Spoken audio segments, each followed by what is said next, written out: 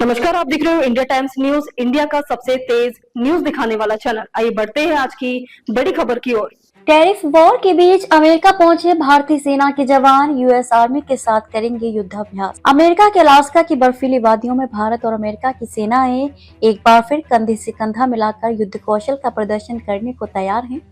21वें युद्धाभ्यास 2025 के लिए भारतीय सेना का जत्था अमेरिका के फोर्ट वेनराइट अलास्का पहुंच चुका है।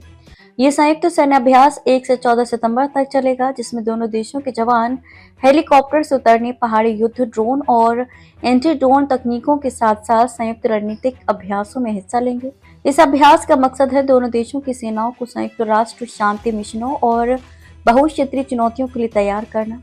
भारतीय सेना की टुकड़ी में मद्रास रेजिमेंट की एक बटालियन शामिल है, जो अमेरिका की 11वीं एयरबोर्न डिवीजन के bobcats first battalion 5th infantry regiment के साथ मिलकर ट्रेनिंग लेगी।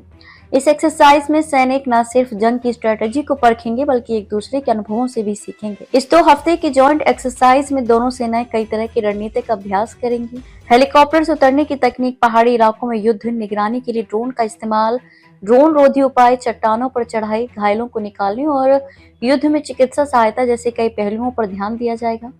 इसके अलावा दोनों सेनाएं तोपखाने, हवाई समर्थन और इलेक्ट्रॉनिक युद्ध प्रणालियों के एकीकृत इस्तेमाल का भी अभ्यास करेंगी।